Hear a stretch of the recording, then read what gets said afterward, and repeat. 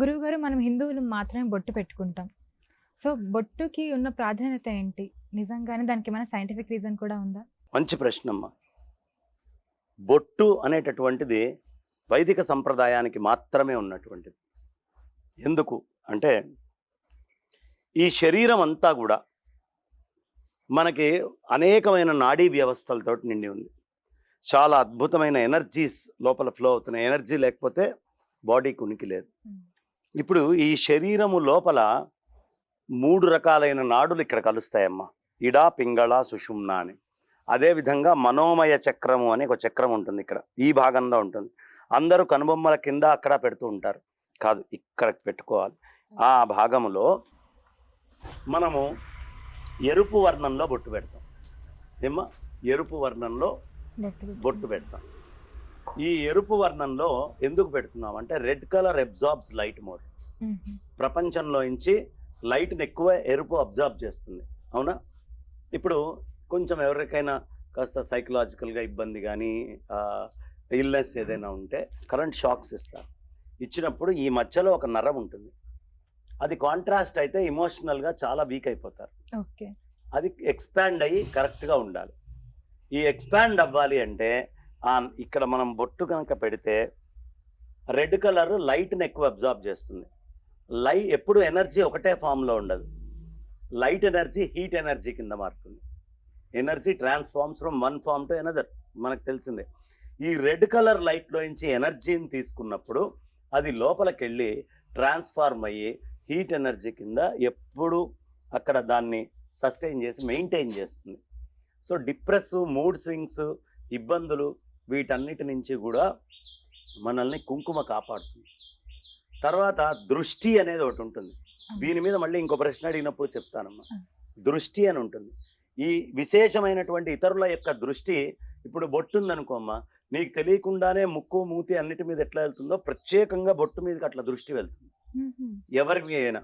అప్పుడు ఏమవుతుంది, ఆ ఎనర్జీస్ ఏవైతే మన బాడీ మీదకి వస్తాయో అవి కొంచెం అబ్జార్బ్ అయ్యి సేవ్ అవుతాం. డైరెక్ట్గా దృష్టి మన మీద పడిన దానికంటే వేరే దాని మీద పడి మన మీద పడ్డదనుకోమ్మా, అది సేవ్ చేస్తుంది. అందుకని ఎదుటి వాళ్ళ యొక్క దృష్టిని అబ్జార్బ్ చేయడం కోసం కూడా ఈ కుంకుమ అనేది కాపాడుతుంది.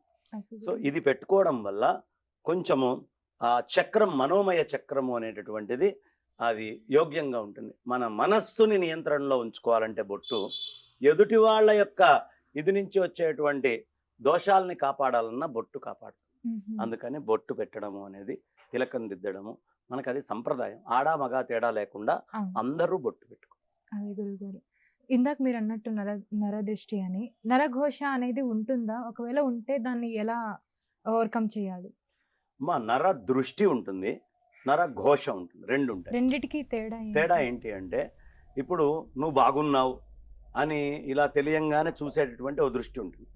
కన్న తల్లికి కూడా చాలా ఇష్టం ఉంటుంది. అబ్బా, నా కొడుకు ఇంత సాధించాడు అని ఒక్కసారి మనసులోకి వస్తుంది.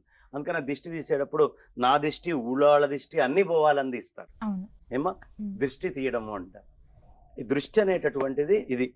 ఘోష ఏమిటి అంటే ఏడుపు. వాడు పైకి వచ్చేస్తున్నాడే, వాడు చాలా ఇదైపోతున్నాడు, అమ్మమ్మమ్మ వాడు వెళ్ళిపోతున్నాడు, ఎదిగిపోతున్నాడు, మనం ఎక్కడ పడిపోతున్నామో అని ఎంతసేపు మనల్ని చూసి ఏడ్చేటటువంటి దాన్ని ఘోష అంటారు. దృష్టి మన వాళ్ళకు కూడా మన మీద ఉంటుంది, అది కూడా పక్కకు పోవాలి. అలాగే ఘోష, మనం ఎదుగుతున్నామని ఏడ్చే వాళ్ళు ఎవరు ఉంటారో అది. ఈ రెండింటినీ పక్కన పెట్టాలి. దృష్టి ఉంటుందా? 100% ఉంటుంది. దృష్టిని బట్టి మరి నా బాడీ రియాక్ట్ అవుతుందా? 100% అవుతుంది. ఎలా? సైంటిఫిక్ రీజన్ కూడా ఉందా? ఎలా? ఉందమ్మా, నేను చెప్తాను. ఎలా అంటే, ఇప్పుడు 10 మంది మధ్యలో మనం ఇద్దరం కూర్చున్నాం. మనం ఆలోచించే విధానం, మన మాట తీరు అన్నీ మారుతాయి.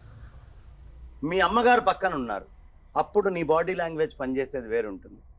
మీ నాన్నగారు పక్కన ఉన్నారు, మీ తమ్ముడు పక్కన ఉన్నాడు, లేదు పెళ్ళైతే మీ వారు ఉన్నారు అనుకో, లేకపోతే ఇంకొకళ్ళు అత్తగారో మామగారో, ఒక్కొక్కళ్ళు ఉన్నప్పుడు మనం బాడీతో ఒక్కొక్క రకమైన రియాక్షన్ చేస్తూ ఉంటాం. ఎవరు లేకుండా అద్దం ముందు నిల్చున్నప్పుడు మన ఎక్స్ప్రెషన్స్ అన్ని మనవే. ప్రపంచంలో ఇంకెవడు ఊహించలేనన్ని ఎక్స్ప్రెషన్స్ పెట్టం.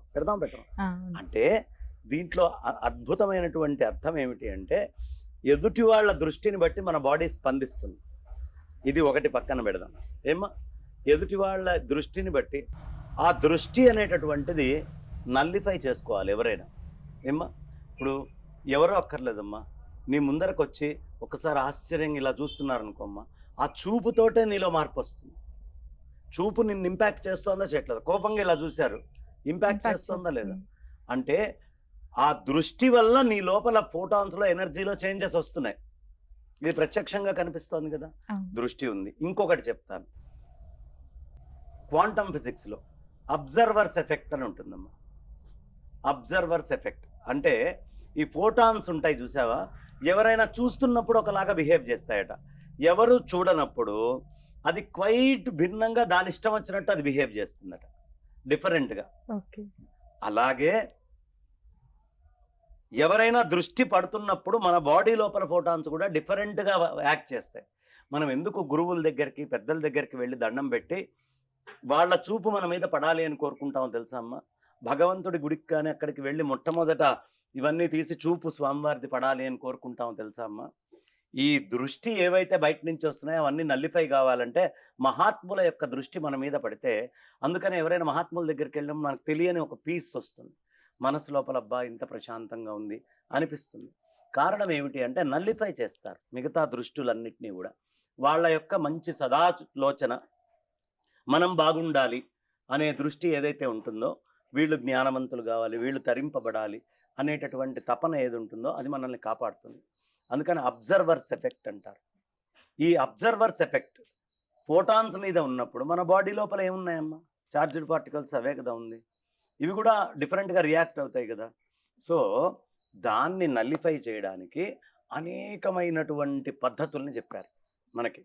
రకరకాలుగా దిష్టి తీయటం, కొన్ని వేల రకాలుగా దిష్టి తీయటం తెలుసు భారతీయులకి, ఈ ఎనర్జీని ఎలా నల్లిఫై చేయాలి అని. కాబట్టి అద్భుతంగా ఈ దృష్టి తీయడం అనేటటువంటి దాని మీద పెడతారు. నరఘోష, నరదృష్టి ఈ రెండూ ఉంటాయి ఎప్పుడు, ఆ రెండిటి వల్ల ఇంపాక్ట్ ఉంటుంది. దాన్ని ఎలా నల్లిఫై చేసుకోవాలో కూడా మన పెద్దవాళ్ళు చెప్పారు కాబట్టి దానికి తగ్గట్టుగా చేసుకోవడం మంచిది. ఓకే గురువు గారు.